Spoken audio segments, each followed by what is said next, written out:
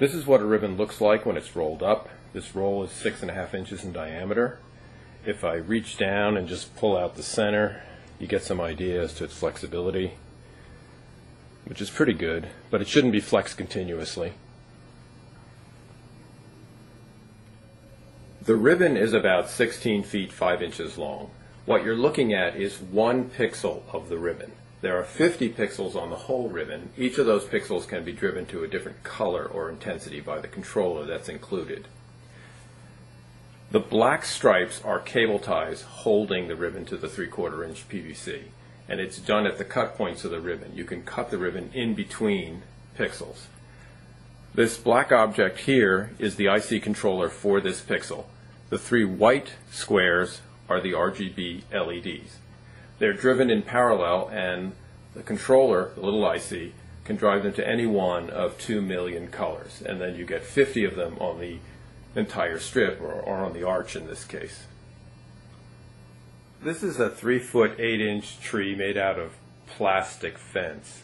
It has 300 blue incandescent mini lights on it. Now the camera is set for its lowest light sensitivity, and there's a dark neutral filter on it so you can see the colors. The only purpose here is to give you the relative brightness between the incandescent mini lights and the ribbon.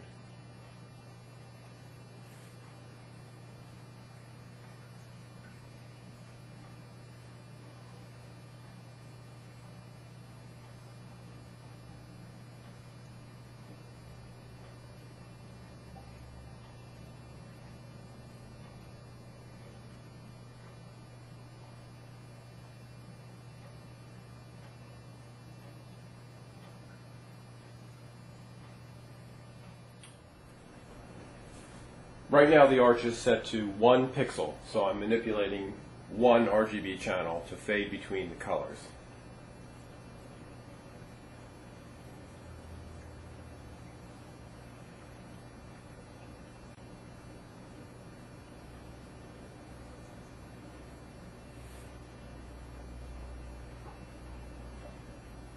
Still 1 pixel, so I'm flipping between the primary colors in white.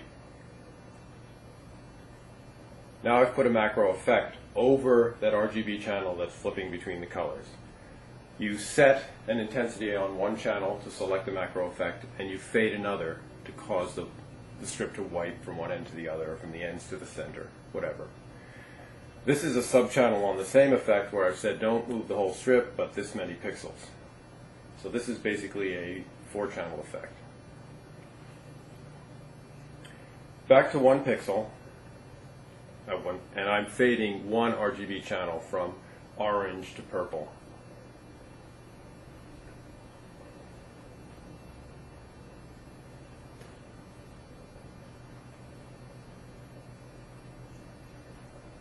I've actually set all 150 channels to twinkle, so they're randomly coming on and off, and so you see a lot of color.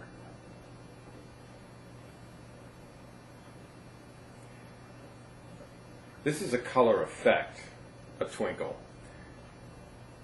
To use this, you only need 3 channels. You set the color effect as an intensity on one channel, you set the speed of it on another, and the overall brightness of it on a 3rd channel. This one is speeding up and getting brighter. You'll see as it starts to go really fast, it'll just blend into white, or close to it.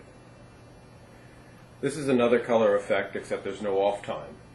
The individual pixels are changing to 1 of 2 million colors. You get to control the rate and the brightness. The rate is ramping up, so you can see it's blending into white again. Now what I've done is select the color effect where I have random colors on all the pixels, but I've put a macro effect on top of it, which is a chase. So this is basically a 6-channel effect. You set intensities on 6 channels and you get this. Then you can control the speed, you can control how many pixels are on and off in the chase, and which direction the chase is running in.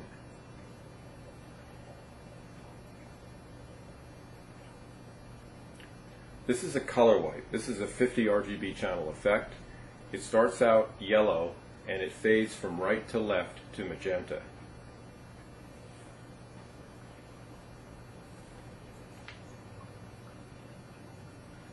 And that's it. This is to show you how it could be used as a wall washer. The camera is set for sand and snow, and there is a neutral filter on it, so it really can't photograph the strip. It's just too bright. But if we turn up toward the ceiling, which is about 8 feet away, and off-white, you get an idea as to what the different colors look like at a distance. The dispersion is 120 degrees, so you really can't put this at the bottom of a wall and expect it to light evenly up the wall. It'll be very bright at the bottom and taper off rapidly. But you can see it does generate quite a bit of light, except in red.